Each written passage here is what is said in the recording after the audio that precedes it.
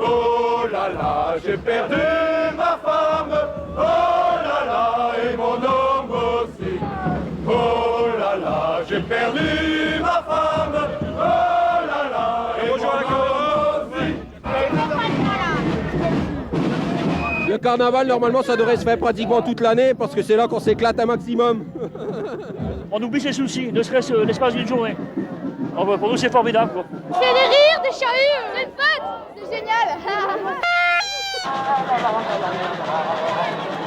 À un moment donné, c'était devenu calme le carnaval. Maintenant, ça reprend. C'est vraiment bien. C'est bien. Son premier carnaval. On est bien là. L'année passée, il était dans le ventre de maman, cette année, il le fait. Ah oui. Un bébé. On se promène, on essaye de trouver des HAU et tout. Bonne ambiance. Très bonne. Et les copains, ils sont où? On les cherche. Un vrai défoulement qui se terminera ce soir par un grand bal. Puis l'heure viendra de replier les gaules et de remettre les costumes dans les cartons, des souvenirs plein la tête.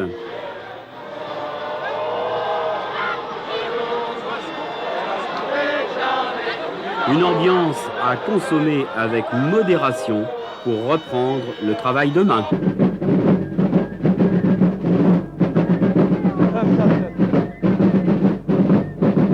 Moi j'ai commencé la bande au parti de 1927. Moi j'ai commencé, j'avais l'âge de 6 ans, puisque je suis né le 28 mai 1921. Nous on a tout de même mis jusqu'en 1960 pour pouvoir se reconstruire, hein, une ville sinistrée à 95%. Vous comprenez? Alors on a pris l'initiative à une vingtaine ou une trentaine de fervents carnavaleux dans les ruines pour pouvoir, on était 20 ou 30 dans la bande et on avait 50 musiciens. Alors on avait un musicien mettre pour deux. Alors on a continué ça, on a continué ça, on a continué ça. Et c'était, comment que je vais dire, Kochlock qui était là, après-guerre, puisque moi je parle pas celui qui l'a pris tout de suite en 46, hein, après-guerre, Kochlock il a pris ça, et comme je vous dis, c'était un musicien de la ville de Dunkerque, hein, il faisait ça parce qu'on lui avait demandé, c'est tout, comme on m'a demandé à moi en 1958. Moi j'ai fait la bande de la Basse-Ville en remplacement de Kochlock, parce qu'il était malade. On est en fervent carnaval d'avant-guerre. C'était normal qu'on fasse revivre la bande de Dunkerque. Hein. Alors moi j'appelle pour moi, mon compte personnel, parce que c'est mon compte personnel, hein, c'est moi qui cause, c'est mon compte personnel, c'est une mission pour moi. Hein. Un jour que je vais tourner de l'œil, hein, ben je pourrai partir tranquille, parce que c'est que la bande elle va être là.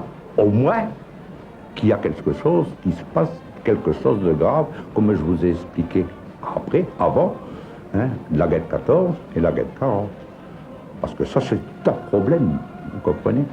Si ça reste comme ça, on a la relève, c'est tout. À Dunkerque, il y a des carnavals depuis très longtemps.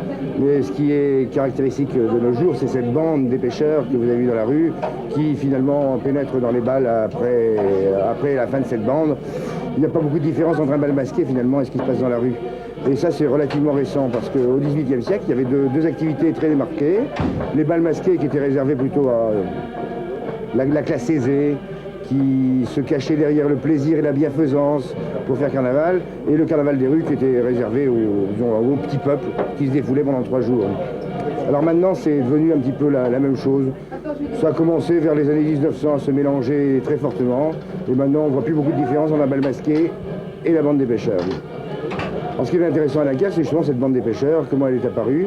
Il faut faire un tout petit peu d'histoire, c'est que les pêcheurs étaient les pêcheurs d'Islande, parce que Dunkerque a été un très grand port de pêche à l'Islande. En 1860, il partait à peu près 140 goélettes, qui emmenaient chacune 25 hommes, et qui partaient pendant 6 mois. Donc ça faisait 2200 pêcheurs qui partaient ensemble. Et avant de partir, ils faisaient une très grande fête, ce qu'on appelait la fouille. Et c'était réservé uniquement au monde maritime. Les gens de la ville ne s'y mêlaient pas, il n'y avait que des pêcheurs.